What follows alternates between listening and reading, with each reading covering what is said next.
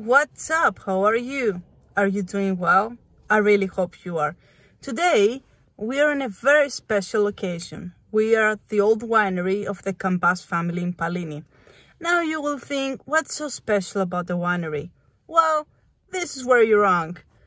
This winery, after it shut down, it used to be the place where some Satanists of Pallini, Satans, whatever you want to call them, people came here and offered sacrifices to the devil or the Satan. And those people made their first sacrifice back in 1992 and then sacrificed once more until they were captured. And the worst part about this, it's not only they made sacrifices, but they killed the people and then performed sexual actions on them. Yeah, there's more to that. Like, there's a whole story and a whole background that I will inform you about after I show you the place. So yeah, let's go see this one. The location behind me, of course, it's locked since it's old and the risk of it falling, so they don't want visitors inside. But I'm gonna try and find a spot where I can climb up and show you the inside as much as I can.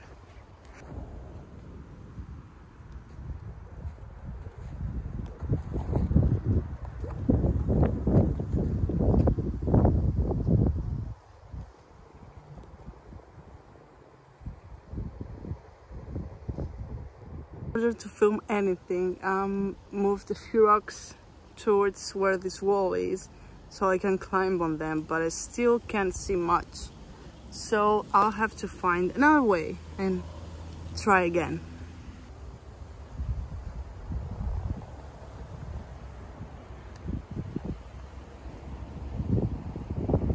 Still sadly can't see much, but all this was the winery.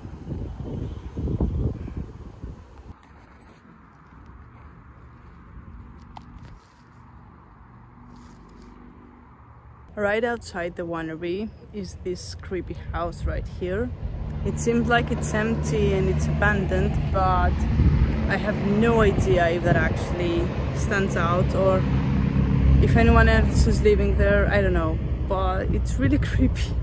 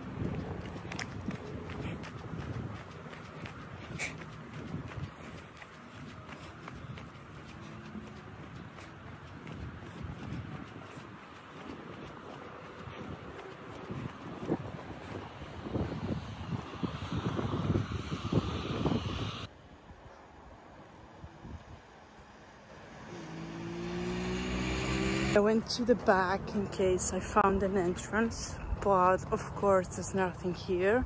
But I tried to film as much footage of the place as I could. And now I'm walking back.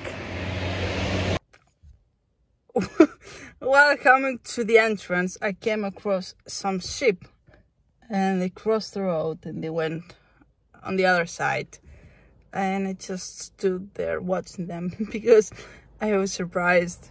But yeah, I couldn't find an entrance. I'm in the car now. I'm gonna head home and I'll give you the full background story of exactly what happened here so many years back.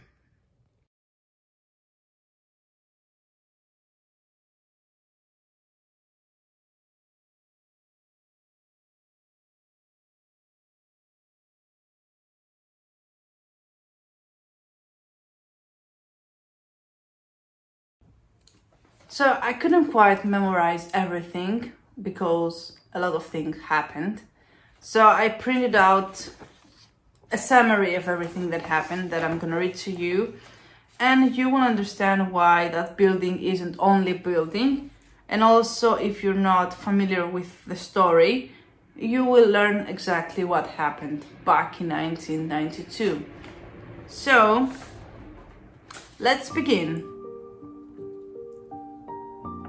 In August 1992, Katsoulas, which is one of the members of the group, intended to make the first human sacrifice with the help of Manos Dimitrokalis and Marieti, who was simply told that they would drive a young girl, a 14-year-old girl named Dora Siropoulou, whom they had already met, to a deserted location, and after the ceremony, Satan would take her. On August 27th, the three young people go to Athens in Katsoulas' car, meet Dora and go to Lykabetos, trying to entertain and relax her. Then all four go to Sessikoropi. Sessikoropi is the location that we were at. Katsoulas tells Marieti to stay in the car. Together with Dimitrokalis, they lead Siropoulou to a short distance for the ceremony. They undress her and tie her hands. Then they make her kneel and hold a candle, which is like part of the ritual. Or so they thought. They try to kill her with a plank, but the wooden plank breaks on her head, and then they strangle her to death and rape her lifeless body. When they are done, they pour gasoline on her and they burn her. So her face and body was not to be recognized. The second victim was Garoufalia Yurga. She was 28, she was a mother of two, and that happened almost a year later in April of 1993. Katsoulas believed that if they offered the sacrifice to Satan on Holy Week, because at that time it was Holy Week all around the world, or in the place where they celebrated Easter that week, if they did the sacrifice on Holy Week, they would gain more power from the demons. Marieti didn't participate in this one. She didn't want to be part of it, so she wasn't there. Garoufalia Yurga was working as a maid in a central hotel in Athens, and when she returned to her house in Lykanera that afternoon, Katsoulas and Dimitrokalis pretended to be policemen with a car and badges that they had made, and they took her in their car with some excuse. They took her to the place that we went at, they stripped her, handcuffed her and raped her. In the end, Katsoulas masked her head with a large stone so she wouldn't be recognized. Now, the rituals towards Satan started in Greece in around 1980s, but the first known case didn't happen until 1992. Katsoulas was the first one to get involved with those kind of rituals and those kind of things. He presented various incidents such as car accidents of classmates or illnesses of relatives as works of his own demonic forces to the trustworthy children and terrorized them in order to control them. That's how he tried to get more people in his group or tribe or whatever you call it. Later on, they were all caught, they went to prison, they served their time, or half of their time, if you want to call it, because that's how the justice system works, sadly. And now they're all out and free.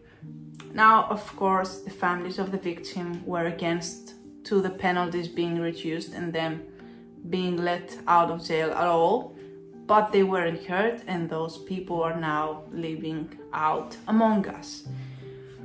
Anyways, that was the story about the building. That was what happened there.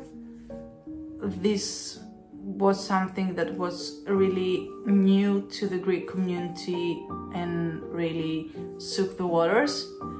Of course, there have been others since, and many practice to this day, but they're not known and they haven't made any human sacrifice, so they haven't been heard.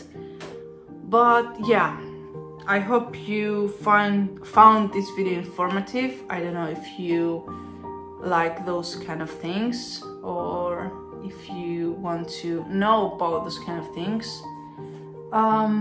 But yeah, if you enjoyed this video and all of this, give this video a thumbs up, and I'll see you in the next video. Bye.